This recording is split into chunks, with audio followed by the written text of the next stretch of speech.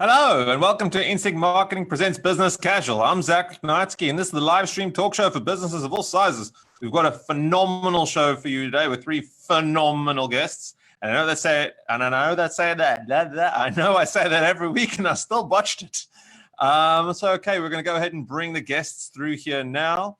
While waiting for them, how's everybody doing out there? How's everybody doing? I hope you're all doing well. I'm doing phenomenally. Thank you for asking. Okay, can everybody hear? Hey, Noah, can you hear me? Yep. Fantastic. How you doing? I'm doing well. How you doing, Zach? I'm grand, thank you. Everybody else is... Leisse, are you there? No. Doriana, are you there? It looks like they're here, but just connecting probably. All right, these things happen. Hey, Noah, how's your day going? How's my day going? It's like every other day inside my house for the most part. Leisse, there you are. How you doing? Can you hear me? I'm great. How are you? I'm great, thanks. I'll take that as a yes. Okay. So, Noah, one comment we're getting, if you could turn up your mic or talk more closely to the mic. Yeah. Awesome. Doriana, are you there? Can you hear us? I can hear you. We're trying to get the visual. Let's see if this works. Okay, I've got my team here. Excellent. My daughter. I've got my team here. My team consists of Baloo and my sister and my dad. Baloo is my dog, for all those who don't know. How's that, Zach? That seems good to me. I'll let you know if we get further grumbles. Hey, Leisse, want to see? Okay. I'm happy to see your dog. My dog. I would show you him in full body, but he's over there in the distance. Okay, so while we're just waiting for Doriana's tech team to sort her out there, I just want to say thank you to everybody for watching out in the crowd. We will be reading your comments, so please, if you have questions for our wonderful guests, feel free to throw them in the chat. Also, feel free to throw that. Jeez, I can't speak today. Throw some love in the chat, because obviously this is a huge popularity contest. So we need to know who the most popular kid in school is. And if you're watching the video, please do share it out, because we want everybody to see the video. And of course, as we like to say around here, only you can prevent low view counts. Your dog makes it on camera, the popularity contest, like it's already been won. So let's keep the dog off camera and keep the love here on the people. I cannot promise that. I mean, for my dad's birthday, I had a Zoom call with him and organized a Zoom call with him and his friends, and they were just chatting away. There's Doriana. You made it. Hey, hello. Hey. Hello. We were just saying how on my dad's birthday, we had a Zoom call with all these friends, and in the middle of all of them chatting, I went on my phone and joined the Zoom call and then filmed Baloo just sleeping upside down. Just like in the middle of their conversation. And then all the attention went there. But anyway, time to get down to business. Time to talk tachlis, as they say. We've got three spectacular entrepreneurs today, and we want to learn all about them. So we're going to play a little game I like to call Who Are You? And What Are You Doing Here? And we're going to figure out who's going to go first. We're going to play a game called Is Your Name Noah?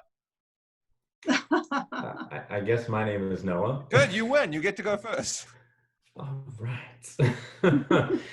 So my name is Noah Litvak. I am a naturopathic doctor. For those who don't know what that is, welcome to the club. There's a lot of people who don't know what that is, but we're actually a pretty large profession in North America specifically. We're kind of holistic healthcare practitioners who train similar to how your medical doctor trains in basically every single one of the ologies you can think of. So I've studied physiology and biochemistry is not an ology, but biology and endocrinology, immunology, microbiology, all the ologies. But we differ in our treatment in that we use more natural healthcare tools. So I treat my patients using lots of diet and lifestyle changes. I do a lot of counseling.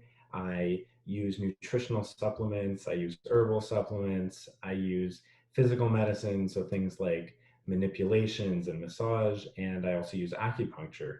And the biggest thing that's really different is that I view a person as a person. You know, it's common when people go to see a healthcare practitioner that they are the disease or the diagnosis that they have. And, you know, it's important, of course, if you have a diagnosis that's going to affect how you're treated, but you're a whole person. And so for me, it's very important to treat you as such and sort of help you with that. So I'll leave that there with what I do, but why am I here? You know, what a lot of people forget is that in addition to being the people who help you feel good when you're not feeling so good, whether you're in pain or feeling stressed or tired or whatever, healthcare practitioners are entrepreneurs too. We run our own business, and so you know, I'm just here to talk about that. And as an entrepreneur too, I'm here to hopefully learn from these two lovely entrepreneurs and see what they can share with me, and you know, just open up the discussion about healthcare, entrepreneurship, all of it. Phenomenal. I love it. I love to know that I am a whole person, contrary to popular belief, ever since that painful accident. Okay, so Leisse, who are you and what are you doing here? I had like a really funny bit planned, so I'm going to abandon it. I'm going to abandon it all. I'll tell you, my name is Leisse Wilcox, and I'm a transformational mindset and success coach. What am I doing here? Like in the metaphorical sense and like the big picture sense? Yeah, you can get as metaphysical as you like. I am so fortunate to have had or to have cultivated the courage to create a business that is purpose-driven, that is mission-driven, that aligns with all of my values, and aligns with my vision of what brings out the best version of me, the person, the mother. And it's translated itself into a coaching practice, into a speaking career, into a top podcast, into a book that's launching on August 11th, to online courses. I've got like all these moving pieces, and it's been such an interesting entrepreneurial experience that's totally unfolded like by accident, because I had the courage to confront and then heal from each and every one of the mega obstacles I faced in my life, including childhood trauma, breast cancer, and a divorce. Wow.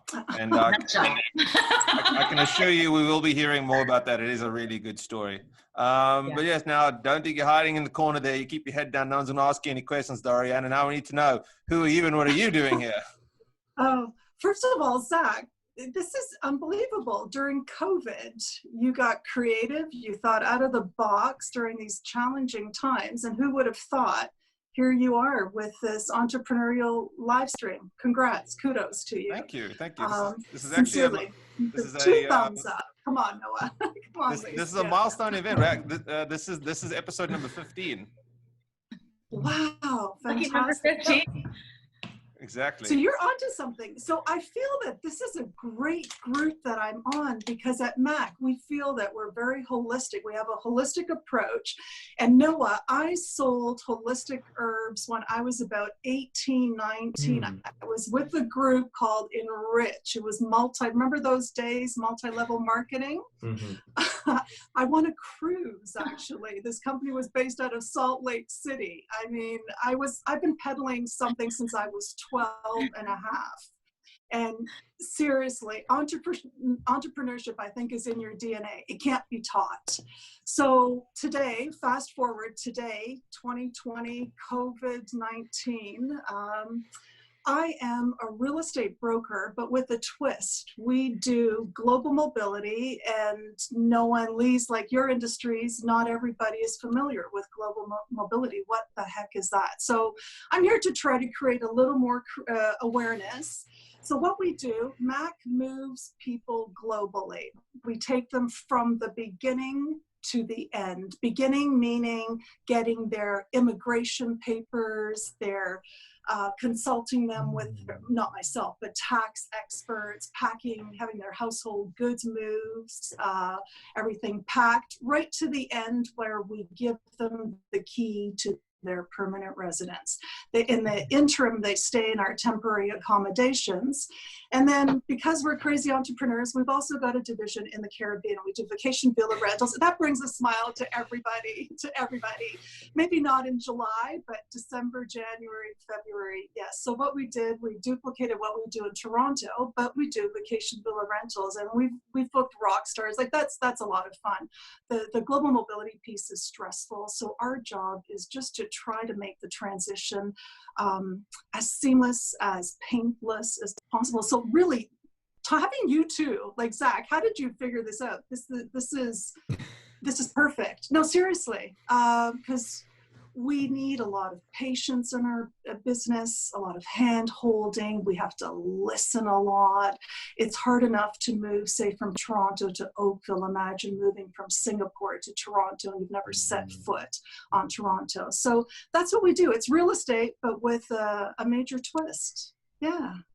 Well, it's funny you say that, because it's not the first time when, you've got three people who are seemingly in such different industries. Yeah. And they managed to be so much overlap that I totally planned. Oh yes, totally. A couple of weeks ago, we had a real estate agent, an interior designer, and an actor. And like in my head, I'm like, oh, there's going to be like overlap real estate and interior design. But they were both so keen to talk to the actor. I'm like, oh my God, tell me about like improv, because improv is really good for sales. And so these we'll use the marketing buzzword, these synergies. These synergies occur in ways you just don't even think of. And before we move to the next bit, I just want to give a shout out to Jen Armel for sharing the video. And I presume she's watching. And she seems to be pretty. Actually, she's shouting me out. I thought that her comment was going to be shouting Noah out, but what do I know? Anyway, so now what I want to do is I want to move on to the origin story part of the show. I want to find out from you guys, how you got started. What got you started, what kind of got you to where you are now, that kind of deal. And I think this time we'll start with Leisse. Why don't you give us your origin story? Okay. So the story goes that probably about 5 or 6 years ago, I had actually relocated from Toronto to Coburg, Ontario. And so not a global move, but yes, stressful, because leaving the city for like a very small town in which zero people is rife with its own challenges. But right. Anyway, so I relocated with a young family, and I had this like epic 7-bedroom house, like 7-bedroom century home, half-acre of property. I could see Lake Ontario if I craned my neck and stood on my front lawn. And I had a perfect family, 3 little girls who are just like superlative. I'm married. Everything around me is beautiful. Brand new kitchen, brand new, like all the beautiful things. And I remember lying on the carpet with my children and just thinking, like, looking around at all this Carrara marble and this exposed brick. And I remember thinking, like, oh my God, how is this not enough for me? Like, what the hell is wrong with me that this isn't enough? And you know how when you're in those moments, if you get really quiet to listen, you get the answer. And the answer was like, none of this will be good enough for you until you are good enough for you. And that tiny little whispered voice hit me like a train in the face, and was this catalyst to start making all these sweeping changes in my life by avoiding all of the wounds I had faced in childhood, and all the masks I had learned to put on to protect myself, and how to undo all the layers of people pleasing and perfectionism. Like, that was the moment I started to wake up from my own life. And so very shortly after that wake up moment, I left my marriage, we split up, we moved on. I went from being a stay-at-home mom to needing to create my own career. And, it had started, I had been a Montessori teacher in a former lifetime, and I had all this information in my head about child development and parenting and how to have this really beautiful flowing parent-child lifestyle. So I started writing a blog. I wanted people to read the blog. I had a newspaper column, and I wanted people to read all this stuff. So I started getting really good at using Instagram, and I turned Instagram into a microblog. And through Instagram and a couple of interesting other little overlaps that happened in there, I developed this unique ability to coach people through their stuff. You know, a business partner and I were running this little mini boutique creative agency in which we were going to take over people's Instagram accounts for them and like kind of social media marketing before anybody was doing social media marketing. But in those client meetings, our clients would turn to my partner and be like, okay, let's talk sales and marketing. And they would turn to me and be like, oh my God, let's talk fear of failure, because I don't know if I can do this. It's like, I don't know if I'm actually creative enough to do this. And I'm terrified. And so I started naturally honing these coaching skills. And, you know, if you fast forward a few years through a breast cancer diagnosis, through all this adversity, I realized one of my incredible strengths is to take these really dark, heavy, and unexpected, unpredictable situations, COVID, and find a way of making them make sense, and finding a way of making them purposeful and meaningful and even beautiful. And I call that process emotional alchemy. And using that concept and that narrative, not only have I like radically changed my own life, but I've built up this very cool and successful platform in which I facilitate other people to do the same thing. Amazing. You know, it's always, you know, you have those wake up moments. You suddenly just realize that you need to make a change, whatever it is. And you went through quite a big one. I would like you to know is that I too have a view of Lake Ontario from where I am. All I need to do is open my laptop, Google Lake Ontario, and it's... Yeah. Well, lucky you. Moving on up in the real estate I've world. got really good internet. It shows up like that. Just gets, you can, it's a whole experience. Anyway, okay, so Doriana, tell us about your origin story. So I have had a love affair with real estate probably since the age of 18. Of course, I love my husband and my daughters, but real estate's really, really up there. So when I had my 3 jobs, my first big purchase, Noah, when I sold enough holistic herbs, I bought myself an Alfa Romeo Spider, which I could not afford. Exactly, right? I was 21, I waitressed, bartended. To this day, I don't drink. I don't know how to mix a drink. I lied about my age. Anyways, I scraped up enough money to buy this Alfa that I loved whipping around in. And then condominiums, pre-construction was a new thing. Nobody knew what condos were. I'm a little bit older than you guys. This would be about 35 years ago. So there was a pre-construction stuff, Bayview and Highway 7. And I was like, okay, I really love real estate. I've got to get into the market. I don't have a down payment. So you know what went? The Alfa Romeo Spider. That was my down payment. It killed me. Then I bought myself a Honda Civic. I have no offense to anybody that drives a Honda Civic, but it just wasn't the same.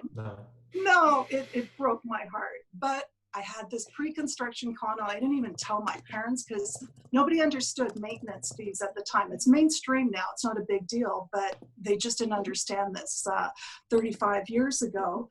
And then the rest, I sold pre-construction. I worked for a broker called Network Realty. I had no idea he was Fred DeGasper's son-in-law, who is Condrain.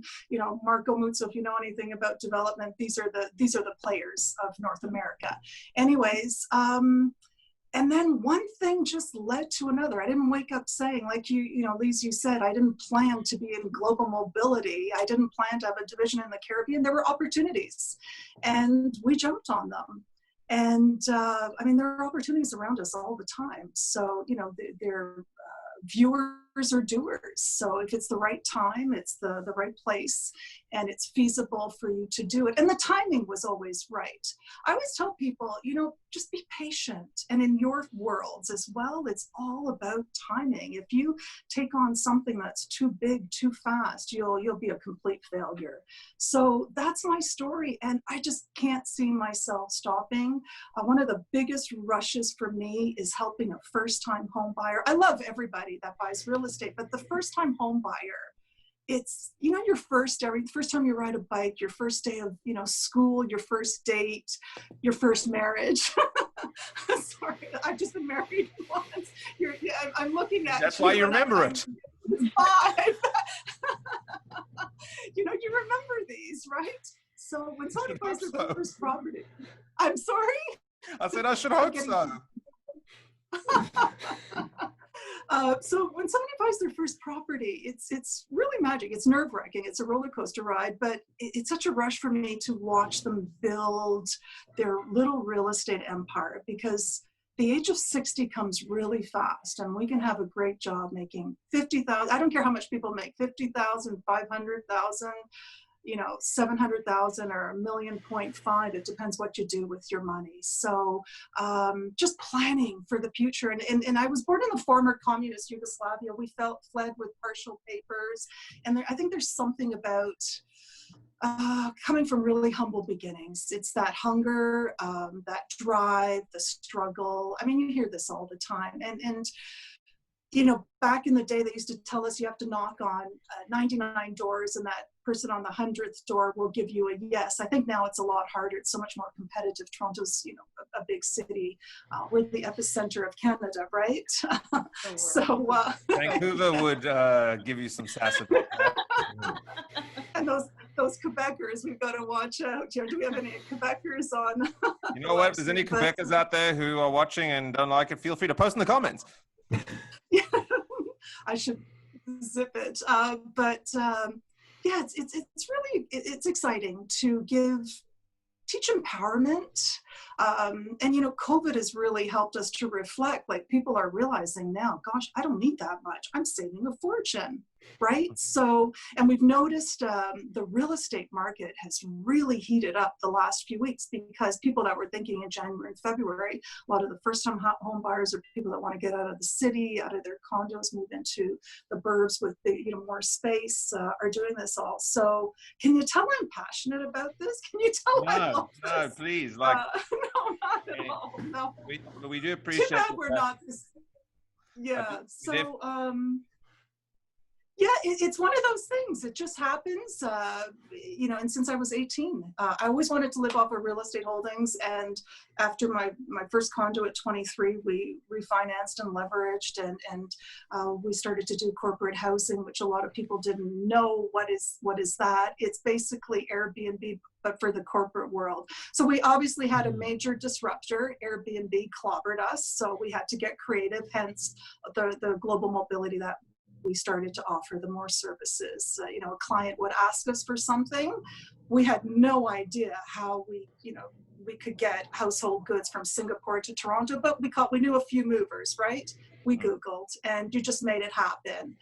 And you figure it out. You get the request, and a true entrepreneur makes it happen, because you don't want to lose that client. You don't want them to say, oh, you can't do it. So-and-so can do it. You do not want to lose that. Yeah. Okay, Yeah. excellent. Well, thank you for sharing that. That's quite the emotional roller coaster there. But Noah, tell us about your origin story. Yeah, I feel like I've got quite an act to follow over there, but I'll share my story, which just a bit of a different perspective. So, when I was younger, I always thought I wanted to be a dentist. My uncle was a dentist, and he made big money. He seemed to be happy what he was doing. And, I went to university, went to a health sciences program, because that's what you did when you wanted to get into dentistry. And, over time, learning more and more, I realized it wasn't necessarily as interesting to me, maybe I wanted a little bit more, but it was sort of a chance opportunity. In my second year, I came across a copy of P90X, which is a workout program. Some people may have know, and some of the people watching may be like, what the heck is that? I think they came out like 17 years ago. Yeah, I remember. But you remember P90X? Yeah. It's a 90-day workout program, extreme, get yourself really muscular. And as a kid, I was always like the really scrawny kid, the kid who was picked last to play football. And I decided, you know what, I'm going to give this thing a try, just see what it's like. And the transformation that happened over the next 3 months, it wasn't so much just the physical transformation. It was more the mental transformation of realizing what changes when you suddenly put so much effort into paying attention to how you move, how you sleep, what you're putting in your body. And I really appreciate it. And I feel like that was a turning point in my life when I realized how important this kind of holistic view of your health, what that can do for not just your physical body. I mean, sure, you get changes in your body, and people, you know, you may enjoy that, but it's really the mindset and kind of how you feel overall. And so in my third year, we had a course in our health sciences program where we had different healthcare practitioners come in and talk to us about what they do, because in a class of 75 health science students, they tell you, you're not all going to be medical doctors. And I think it was great for me because we had a naturopathic doctor come in and talk to us about what they do. And, you know, as I said at the beginning, a lot of people don't know what naturopathic medicine is if you're not part of that world. And this was my first exposure to this person who, their job as a health professional is to give people the kind of transformations and help that I'd sort of found through increasing my level of fitness, paying more attention to all those aspects of my life. And so I knew right there and then that was my direction. I sort of changed my path and decided to enroll in naturopathic college, which is in Toronto, actually, just across from North York General, which is pretty cool. One of I'd say the best, since I worked there and went there. I'd say one of the best naturopathic medical institutions is, you know, right here in Toronto, and went there for 4 years. And as I said, being a healthcare practitioner, your job is to be an entrepreneur and a healthcare practitioner. So that's sort of the origin of my business. Another fun little thing is that I've always been the kind of person who likes to tell people what to do. You know, I've got I know that vibe. I've been there. I have three older siblings. So, you know, I've got a bit of that above me, but then I've got two younger siblings. So there's sort of that power struggle that happens. And I love to tell people what to do. And of course, as I went through school, learned more and more about health and wellness and fitness and all of these things. Of course, I want to help the people that I care about, my family and my friends. But as many people probably know, the hardest people to help are the people closest to you. So there's something really special about people coming to me and paying for my services for me to tell them what to do. But more importantly, the fact that I tell them what to do, they listen because they really want that knowledge.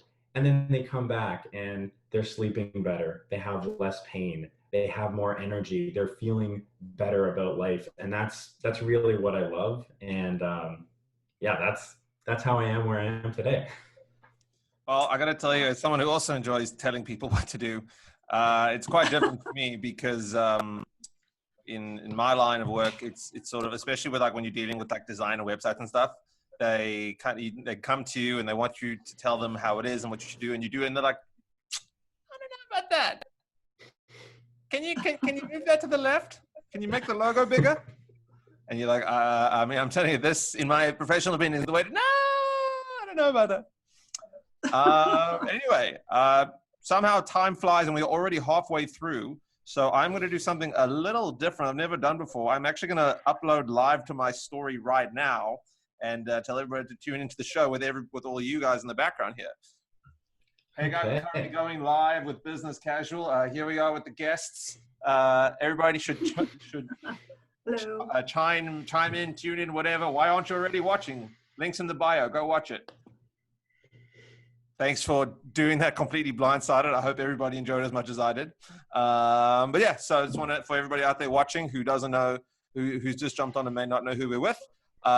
We've got Dr. Noah Litvak, who is a naturopathic doctor. We've got Leisse Wilcox, who is a transformational mindset and success coach. And we've got Doriana, never told me how to pronounce your last name, by the way. Sorry, how do you pronounce your last name? Zohil. Zohil. Nobody ever knows what they're going to get when they see my name. Doriana Zohil, who is the owner of the MAC Group, who focuses on global relocation. And now, my next question for you guys, actually, sorry, before I get to this reminder for everybody out there, if you guys have any questions or comments for any of our wonderful guests, please do throw them in the chat. Also, feel free to tell them which one of them you love the most, because, again, it is popular. Okay, so next thing I want to talk about is setbacks. I I know Doriana and Leisse specifically have really good stories about these. Not that setbacks are good, but Noah, if you have one as well, feel free to chime in. But often we find that with setbacks, I've experienced this. I know a lot of other people have, that at the time it's like, oh my God, the world's ending, it's over, I'm done for. And then down the road, it's not as calamitous as you thought, and sometimes it actually helps you. So I want to talk to you guys a bit about that in the entrepreneurial world. So Leisse, why do we start with you on this one? So I refer to that as emotional alchemy, right? And I will just keep beating that dead horse and like keep saying it over and over again. But I find that we have to shift out of the mindset of like, we get so focused on the outcome, right? And so many of us, it's so good to have vision, and it's like really good, and it's really important to have vision. But where we get it wrong is that we get so focused on the outcome that we tend to lose sight of the purpose and the why and the value and the intention behind it. And we only focus on the end goal. When you shift and you focus on the flow of the why or the intention, then you become so much more open to like surrendering and going with the flow. And from that place of focused detachment, or a focus on the feeling that you want to cultivate and the freedom that you want to cultivate, you can start to take every setback and every failure that comes into your life, because there will be many. This is life. This is the process of adulting and of growing up. And you can start to look at those from such a different lens. Even if it feels so painful at the time, you can inject this little level of curiosity. So you can feel that heartbreak, or you can feel that disappointment, or you can feel that fear, and simultaneously start to cultivate the trust, this faith in that, like, okay, I don't understand why this happened, but I'm going to remain open to understanding why this happened. Probably one of the biggest, I don't know why I'm laughing when I say it. It's such an insanely big thing to say, but in my life, breast cancer was that thing for me. Like divorce was its own. Divorce is like the hardest experience of my entire life. Like divorce was harder than cancer, but cancer is so much easier to talk about because it was only my experience. And I remember I had started to really create this career for myself, and I was like really feeling this momentum, and kabam, I found a lump in my breast. It was cancer. The treatment, when you're 36 and you get breast cancer out of nowhere, it tends to be highly aggressive. And so the treatment prognosis was like, you got to have really aggressive treatment. And Noah, you may not agree with that, but for me, it was like totally the right choice to pursue 4 months of aggressive chemo, as well as a double mastectomy. And that moment I was like, I can't believe this is happening. I can't believe this is happening. Like, this is such a setback.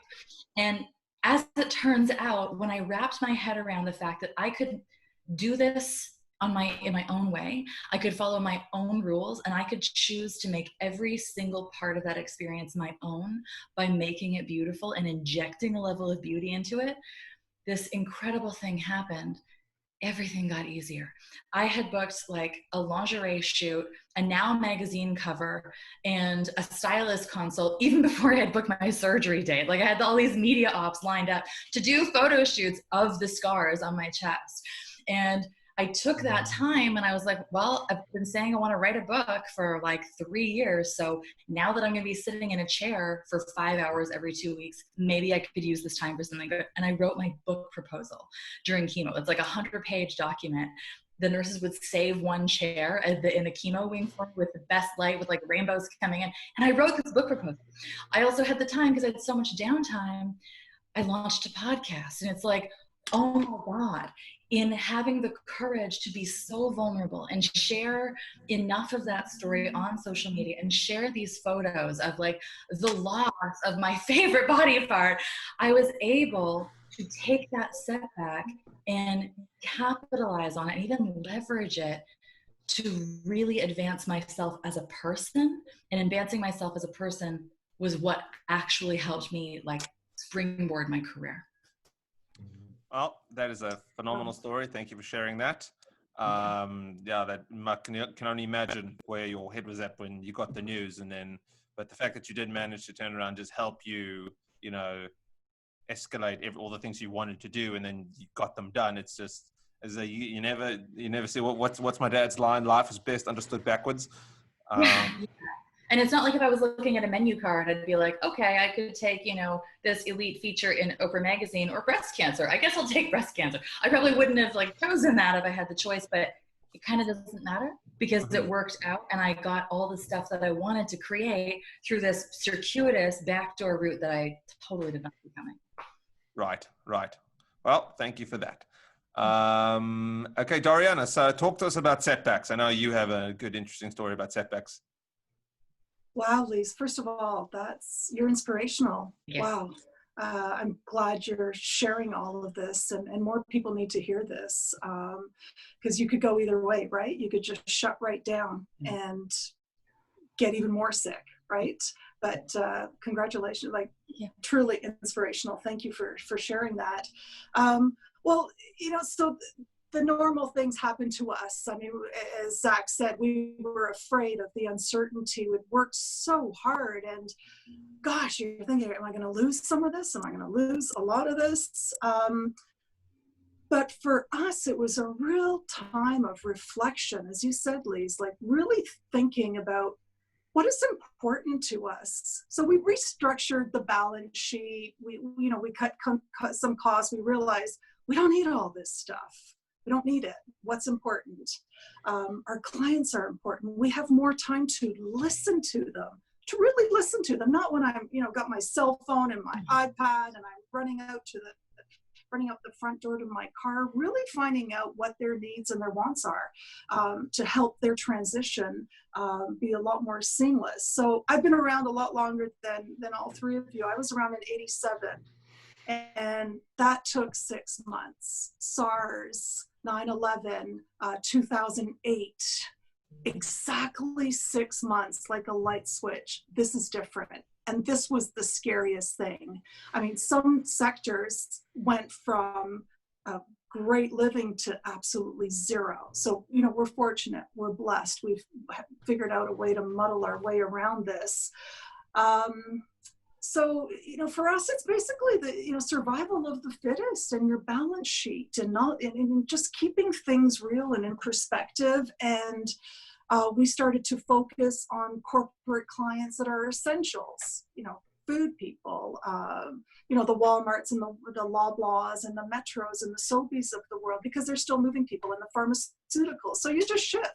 Okay, tech is all working from home. We get it. We're not going to get their business for a while, but people have to go to the office eventually. They've got to brainstorm. That's where all the creativity is. When this is wonderful. I was telling Zach earlier on, like, this is great, the Zoom thing, but it's not the same. I see you're all nodding your heads. It's not the same. People have to look at each other and, shake hands and hug. And so, this will all pass. So it's a realization that this will pass. We will get through it and we'll be better for it. And our clients will be better for it. And also another thing I've learned, I don't want to work with everybody. Some clients are just not right. Some people will just drive you insane and complete. Zach, you were saying, okay, the logo, and I'm one of those people that always critiquing the website. So I'll just keep quiet going forward when you do our next website for us. But I'll make it the way you want it. Everybody's an expert, right, in everybody else's field because we have Google. So just being appreciative and just shifting and working with people that will give us great referrals, make us feel good about our work. And really a time of reflection, refreshing ourselves. Yeah. But for us, this is going to be a while, but we finally got into a zone now where it's okay. We're good. We're going to get through it. It'll be fine. And that's the only way you can handle adversity. 100%. So there's my story, Zach. I mean, listen, I agree. I mean, when it comes to the in-person, but I mean, Zoom is great and all, but I'm a very extroverted person and I have an events background. So Zoom calls are great, but my birthday's coming up at the end of August. So and I've got multiple scenarios planned depending on what phase we're in. So hopefully we'll be able to get back out there and doing what we do, both with fun stuff, but also with business, because there's certain businesses that can't necessarily thrive as strongly. Anything can be done online, sure, but ultimately there are certain businesses that just work better in person. Noah, did you want to share a setback story? Sure. Yeah. And I just wanted to say too, again, to Leisse, thank you again for sharing your story, your courage. And I really commend you for how you took that as an opportunity to grow. And I'm glad you're doing well in your health now, both physically and also it seems mentally quite well. So that's great. Being a younger entrepreneur, I obviously haven't had much opportunity for setbacks really up until, just in the last few months with the whole COVID situation. And as with many people, being a healthcare practitioner, my bread and butter for the majority is seeing people in person, giving people in-person treatments. And so, of course, this was quite a big setback, but the interesting positive that comes out of it, because you always have to sort of look for what the positive side is, how this has sort of started to jumpstart the idea of telepractice and telemedicine, which is something that we're obviously, for those watching and for those here who've experienced at least a little bit of that with your own healthcare practitioners, I think it's something that people have been working on for decades now. And because of this situation, we've sort of jump-started the fact that it needs to happen now.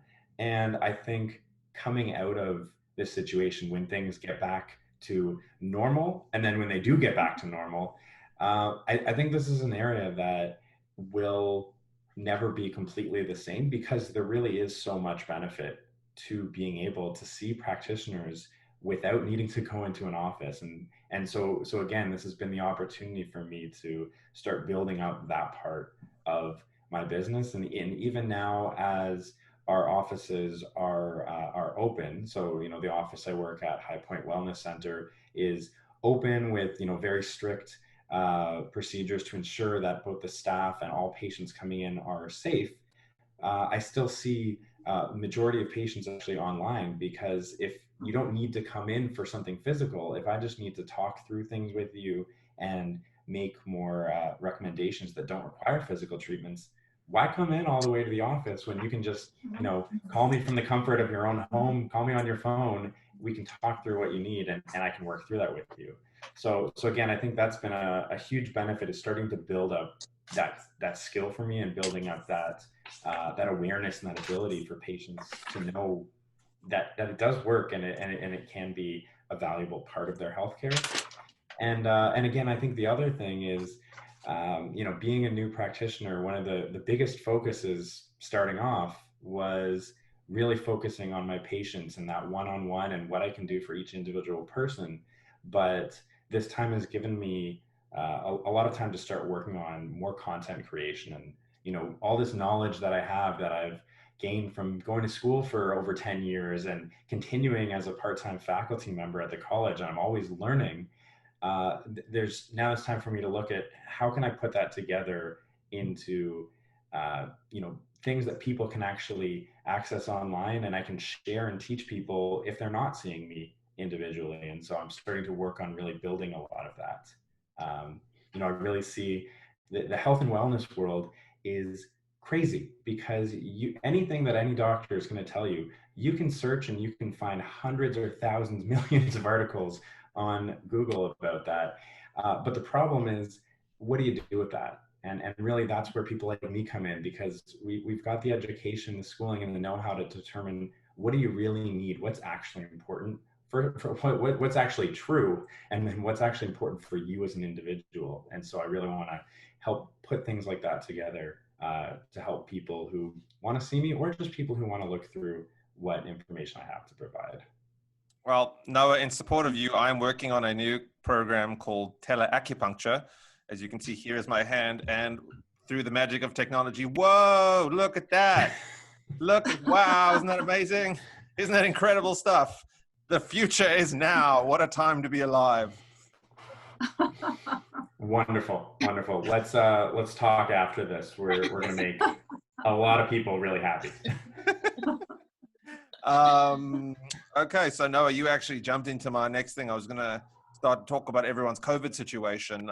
You just gave us a really great in-depth overview of kind of what you've been doing over there. Is there anything else you've been doing, like, and you've had to adjust, or anything else you went through as a result of the COVID situation in relation to your business? So not so much with my business. I think I've sort of hit all of that. The other interesting part of what I do is, as I mentioned, I'm actually part-time faculty at the Naturopathic College, which of course is great as a business owner, because I'm constantly learning. I'm staying fresh with the research and knowledge to help my patients, because you learn everything in school and then you just see who you see. So that's been great. But also my opportunity to share and allow the new practitioners to grow. And it's been really interesting teaching, as many people probably know. Teaching online is very different. When you sit with 6 to 8 students in front of you and you ask them a question and they all kind of want to look to the side, you can grill them because you're right in their face.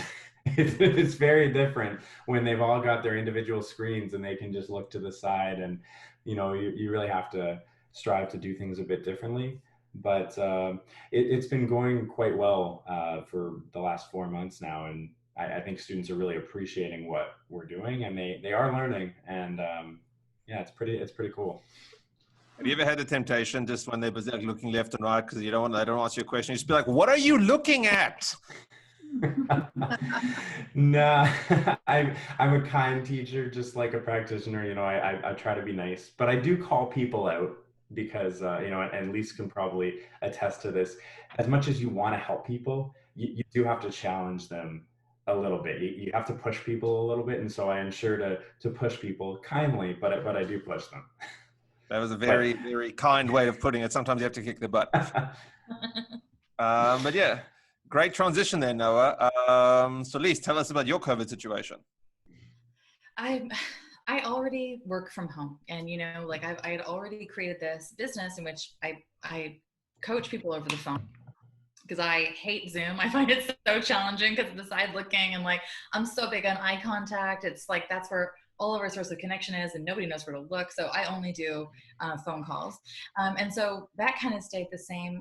And living in a small town, the vibe of the town kind of stayed the same, but internally all this change happened. And again, knowing that I had more time on my hands, technically, I shifted and decided to use this time to really recession-proof my business, which was kind of a bold choice during a recession, but I was like, no more. We are setting me up and my family up for success. I'm still single. And so I'm like, I'm it. I'm the person in charge financially here. And so I'm going to find a way to recession-proof my business, which I did during a recession, which I'm really, really proud of. But that meant, Noah, you were saying that you want to do more content creation. I really took the opportunity to scale my business up, which meant creating more online courses, so that I created these streams of passive income that doesn't require, it's excellent content, but it doesn't require me one-on-one. It allows people this entry point to get great content and do it on their own time. I invested in a PR team because the book is coming out so soon. And I don't know about you, I don't love telling people what to do, but I love when people understand the impact that I can have on their life by facilitating what they want to happen. I know how to guide people through that process in a firm but kind way. And I reached a breaking point of, I was like, I've been doing this for so long. How come nobody knows that I exist? People know that I exist a little bit, and I'm so annoyed that more people don't know that I exist. So I hired a PR team, and in the last few weeks, I've been interviewed in the UK. I'm going to be on ABC tomorrow, and a really prominent business center. There's a feature coming out. It's oh my God, I think it's happening. And so COVID for me has been this time to really go in and get hella clear on what I want for the business and start taking radical action to make that happen, while being at home with my kids and having this pretty peaceful way of existing without needing to get out the door, make lunches, pick up from school, grab groceries. Suddenly it's I don't know, it was this very weird but beautiful balance that was created. Well, you just reminded me, I need to make sure I send you all the Instinct Marketing swag by tomorrow. Okay, so Doriana, tell us about your COVID situation. So I never realized that we're actually the front line for real estate and global mobility. My heart has never raced so much when I'm opening the lock boxes, going into homes. I don't know who's been in the homes. You know, my clients. And we've been doing rental sales and purchase sales virtually, and it's the most nerve-wracking thing. I've got a closing tomorrow night. My client was in Vancouver, and I messaged him, Carlos, I really hope you like the house, you know? It's a corporate move, so financially he's been taken care of, so that gives me some peace of mind, but there's a lot on the line for my reputation. But everybody has been really good. They understand this is the way real estate selling is. This is how global mobility is going to look until there's a vaccine. So another thing that this has really given me so much more confidence. I'm going for the ask. I'm asking for the business. It's like now or never. Now or never. Just do it. Come on. When are you going to do it? When you're 75? Just go for the ask. No, seriously, it takes a lot of confidence because you can't just send newsletters and put some pretty pictures on Insta out. You've got to ask for the business. You can't. I used to take for granted. I used to think, oh, people know what I do. They know I'm a real estate broker. They know I do global, but they know we've got villas in the Caribbean. They know all this stuff, but not really. They just skim through all of the social media stuff sometimes. So another thing that it's gotten us to do is offer more services. So when our clients are here, you know, I've got somebody coming in. I just booked it today on the 28th. She's coming in from Singapore. She's got to quarantine 14 days. So we're offering groceries delivery. They give us the list. We're offering dog sitting services, babysitting services. If it's, you know, a partner with two small children, they're both working in a 1,000 square foot condo. It's not easy to have two little ones that you're, you know, 2 and a 4-year-old and a dog or two. So these are services. So we're taking some of their anxiety away. So we've gotten a little more creative. And I like what you said, Leisse, like really recession-proofing yourself and your mind as well, getting stronger. It's like, okay, I got through COVID. I can get through anything. I'm sorry, I'm not, you know, what you went through, like the health, that's really challenging, but I'm talking from a business entrepreneurial perspective, right? And challenge is challenge. It doesn't matter what it is. We have the same like human experience in that challenge. You just insert the challenge here and the reaction and the process, the grieving process, it all tends to be the same no matter what it is, right? You know, I have a little joke at home. Like I'll say, okay, I need my 5-minute pity party. I'm just going upstairs. So I'm going to have my little pity party because it's been a really shitty, excuse the expression, day, week. But we're going to get through it. This will pass. And you got to just plug along. You got to plug along because we never know what's going to hit us. Yeah, so that's basically, it's been as tough as this year has been. And plus all the other things that are going on in the world with, you know, Black Lives Matter. And I know, you know, Zach, you've done work with that as well, which we're really passionate about, the diversity and inclusivity. Like, this is the year of change. This is the year. 2020 is huge on so many different levels. You know, Noah, your business, people are taking care of their bodies more. We've got more time. It's not just our dollars and cents. It's about us. How do we want to live? Yeah. We've got to take care of Mother Earth, you know, take care of our, you know, our gardens, grow some vegetables in your backyard, some herbs. You are singing Noah's song right now. Oh yeah, I've got a wonderful garden in my backyard. There is nothing, if you have the opportunity, if you've got, you know, the backyard, if you've got a balcony, you know, there is nothing like growing your own food. Yeah. I have a beautiful backyard and no gardening skills, so you're also welcome to come and would love to. Already mapping the way to Coburg. Yeah, it's only an hour away, folks. It's only an hour away. No, my garden has gotten bigger and bigger, and it's just my therapy. You know, you just go there, you set out, you do your thing, and And there's something to be said about gardening because it's like starting, it's a startup. You've got 10 seeds that you plant and not all of them make it, right? Survival of the fittest. And why does one make it and another doesn't? So I really think good leaders, good entrepreneurs are like gardeners. You nurture your garden, you talk to it if that's your thing, you water it, you give it some sun, you harvest, you share it. Yeah. And then you go into the next project, right? Noah, your field is different. You know, you're so specialized and it's medical. I guess yours, Leisse, as well, but mine, I'm just all over the place. I love it. So I just built great teams. I'm sorry? You're like a global concierge or a trauma concierge. That's like my dream. My dream is when you walk into a restaurant, you're like, I don't know, do I wait here? Do I sit at the bar? Like I always want a concierge service wherever I go. And so you're like my dream come true. Like, I want to do this. And you're like, let me make that happen for you. It's like you're the fairy godmother. No clue. That's a business idea, personal concierge. Right. I have no clue how I'm going to get to there, but I'll figure it out, please. I'll figure it out. But Doriana, you reminded me about something. No, it's good. It's good. And you know, you've got to have, yes. There was this old English program called Not the 9 O'Clock News, where there was a bit about a guy watering his plant, and he's looking at the plant. He's like, "Oh, hello, little plant. I love you. I'm going to give you the water here. You're going to love it. You're going to love it so much. I love it." And you just suddenly, the plant goes, "Just shut up and give me the water."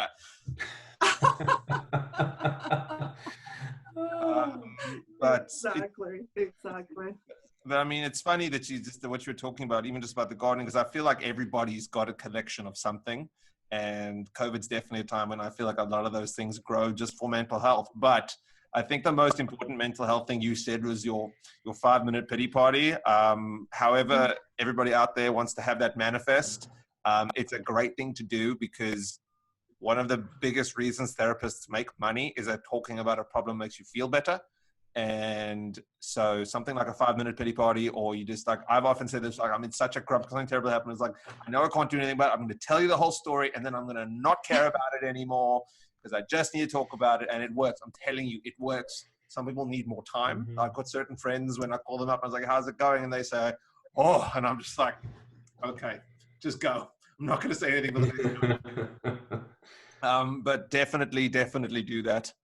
Okay, so next thing, we are coming towards the end of the show. Time really, this episode has flown by. I do have some questions for everybody. So the first question is for Dr. Noah. Jen has some friends who are really struggling with their sleep during COVID. Any suggestions to help them relax before bed? Looking for more natural solutions, not sleeping pills.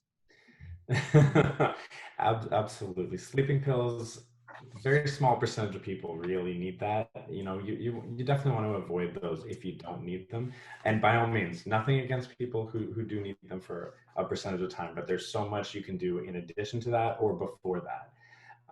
One of my favorite things actually that I can recommend to anybody without being my patient to help with sleep, you know, children have a bedtime routine. Every child you know has a bedtime routine. When it's time for bed, first off, what did mom and dad do? They tell the child it's time to get ready for bed. How often do you tell yourself it's time to get ready for bed? Or more likely you're watching that extra episode of something on Netflix, scrolling on Instagram, whatever it is, and then suddenly I'm tired and you just pass out. You know, what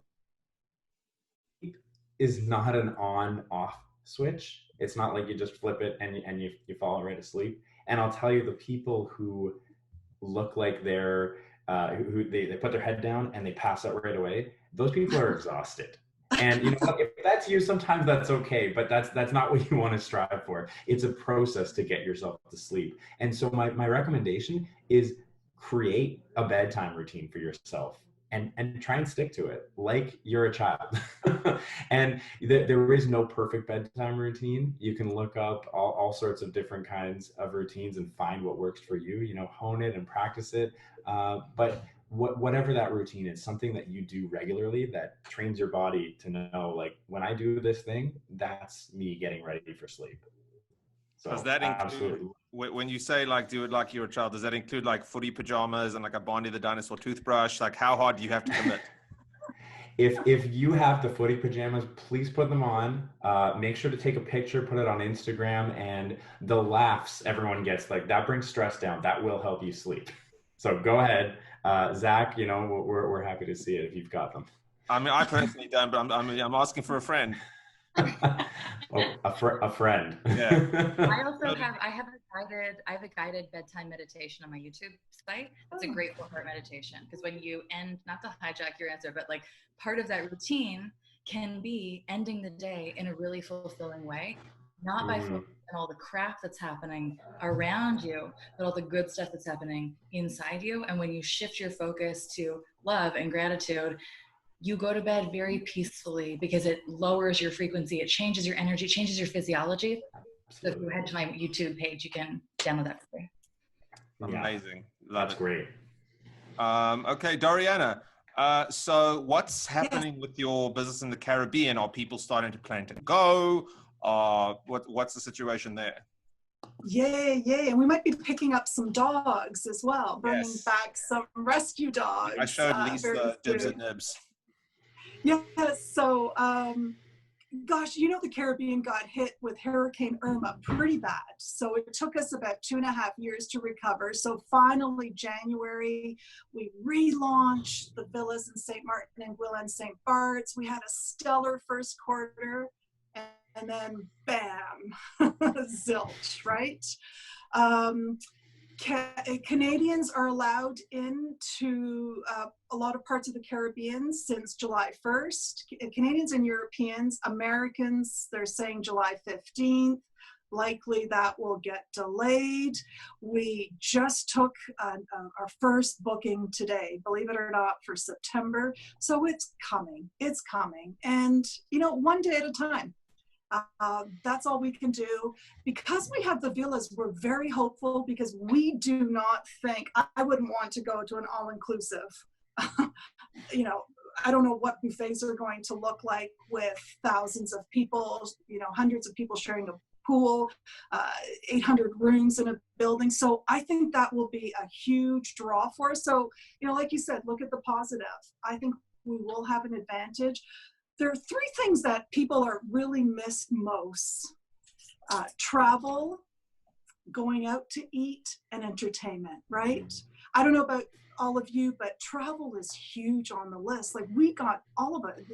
Society got so accustomed, just see a cheap flight, a great deal, just hop on a plane, go away, a long weekend. It was like no big deal. So I think we'll be in a really, really good position, the villa vacation rentals.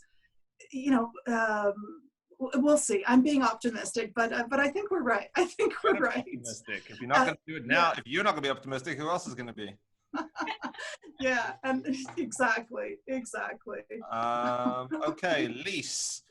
Question for you. What advice would you give to your children if they asked you what they should do when they grow up? Oh, so I have my subtext of what I do is that I give people permission to be themselves. And raising 3 little girls, that mantra is alive and well. Like my kids are amazing. They could not be more different from one another. And each of them knows unconditionally that they are supported 1,000,000,000% in being who they are, which means you detach yourself from who your kids are and appreciate that they're living their own lives. And again, you're just here to facilitate their experience, and you support them in doing what makes them feel like themselves. So when kids start to ask, if it's also, this is such a grown-up thing, right? What do you want to do when you grow up? Ask a 45-year-old, what do you want to do when you grow up? It's I don't know. It's so much pressure. When am I grown up? My life. But when kids are what should I do? You just support them and what makes you feel good? What brings you joy? What makes you feel totally alive? What's the thing that you fall asleep thinking about at night? And what do you wake up you can't wait to do? When you start asking those kinds of questions for kids, they start to naturally be it'll start off with well, I love horses and I love taking care of people. And then very naturally it's maybe I'd consider being a vet, or I love mermaids, so maybe I'll just be a mermaid when I grow up. Like, you just support them in being who they, not what they are, but who they are. And secondly, do not play the game of life with them. I was like, oh man, the game of life is going to be such a cool experience for us as a family. It's not quite Monopoly. And very quickly, all of us were like, race car driver only makes 50 grand, singer, 70 grand, inventor. I'll take inventor for 80K. It's like everybody becomes so financially motivated. Stay away from life. I mean, listen, another strategy is to get your kids to watch just the right episode of Seinfeld, and they'll watch George and be like, I want to be a marine biologist. No, or an architect. I want to work at Vandelay Industries. Totally. Okay. We've got one last question for Noah. How closely do you work with MDs and that area of medicine? So me personally, it definitely varies by patient. I really work with each individual patient's doctor as much as they kind of require. And so I always like to contact my patient's doctors, stay in touch, and really work together with them, but also through the patients. And so we kind of work together based on their needs.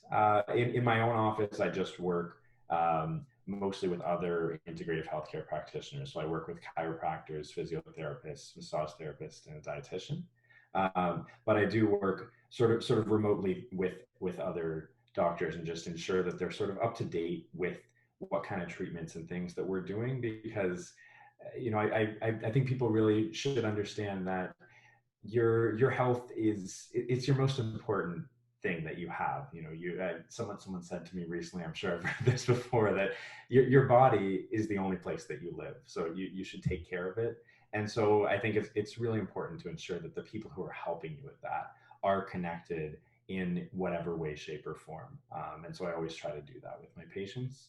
But I don't have any in the office specifically who we work together with on patients, because I have patients from all over. So you're the only person who develops patients from your patients. I do have lots of patience with my patients, yes. Yeah, say patience one more time. Okay, jolly good. Well, thank you for that. Those are all the questions of Q&A. You know what? We're going to do this. We're going to do one little fun thing. It's literally going to take 30 seconds because the game is called 30 seconds. I have this card here, and in 30 seconds, I'm going to try and describe to you guys as many things as humanly possible. And you guys have to shout it out and see if you can guess as many of them in 30 seconds. It's going to be really fun. And we're only going to do it one time. So if everybody hates it, you only have to do it once. Okay. Are you ready for this? Let's go. Let's do it. Okay. 3, 2, 1. Okay. It's that board game where you got to go up and down and there are serpents. Snakes and ladders. Yes. Snakes and ladders.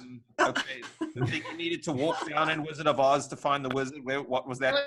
Yellow Brick Road. Yes. The neutral Oh, country. you're fast. Switzerland. Correct. The guy who discovered America, he sailed the ocean blue. Christopher Columbus. Correct. The captain of the Black Pearl, played by Johnny Depp. Jack Sparrow. Correct. And the channel where you watch all the monkeys and you learn about the things monkeys do. Discovery? Sorry. Okay, time. Sorry, that was Animal Planet. Okay. Anyway, wasn't that great? And it was only 30 seconds. Okay. A little trivia is good for everybody. Exactly. Games are so important in this time. Even if whether you're doing it virtually like this, I love everybody here is smiling, and for everyone watching, you have to smile every day, and you gotta laugh every day. I love a quote. I'm gonna totally forget who said it, but a day without laughter is a day wasted. You should always be smiling and laughing.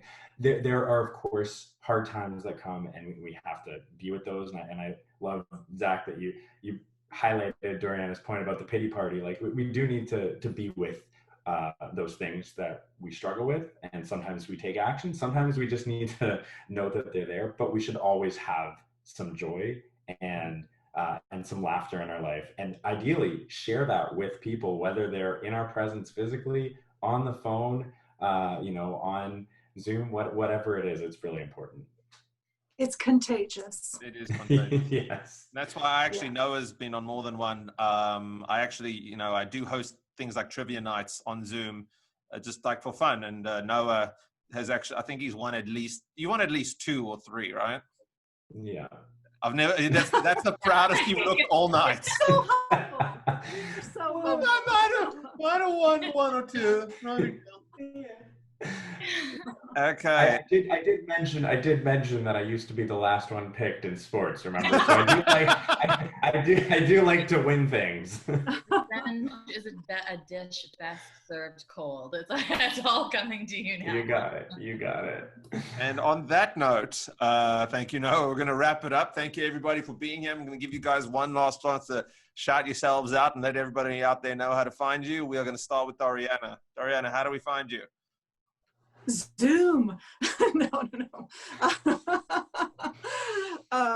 What's the language now, Zach? Help me. DM me. I just found out what DM me like a month ago. I don't know, or my website, my phone number, my cell, macsweets.ca, macgrouprealty.ca. My cell is 416-464-7660, or ask Zach. If you didn't catch that. Yeah. Exactly. If you didn't write the number down, I've got it. Just let me know. Okay, Leisse, how do we reach you? LeisseWilcox.com. Leisse Wilcox on Instagram. Leisse Wilcox on Facebook. Having a very unusual name allows you to dominate all your social channels, but LeisseWilcox.com is the best place to get me. Yeah, it's fantastic when you've got a unique last name. There is only one Zach Litvak, so I can just take over Instagram. Yeah, you know what I mean. I do. Okay, Noah, how do we find you? So I guess I copied Leisse. I got the website with my name, so it's noahlitvak.com. And through the website, you can contact me. I do free initial consultations with people where they can just sort of learn about how I can help them. And, according to Zach, if you just talk to me about your problems, you may actually feel better and not need any help. but if you do, I provide services in Mississauga in person as well as virtually. And so I'm here to help people with whatever health concerns they have, though I do have the focus in mental health, digestive health, and weight loss. So, let me know how I can help you. And if it won't be me, I'm happy to direct you to someone else who can help you, because your health is so important. If it's not him, it'll be a guy who looks just like him, suddenly wearing a mustache. Hello, my name is Mr. Noah Litvak. Yeah, that's it. Anyway, thanks everybody for watching. Thank you everybody for coming on tonight. I'm Zach Litvak, and this is Instinct Marketing Presents Business Casual. We're going to be back at it on next Tuesday. Come check it out. We're going to have 3 more amazing guests. Thank you again for everybody being here. We'll see you guys later. Thank you so much. Thank you. Bye. Take care, everybody. Be well. Bye-bye.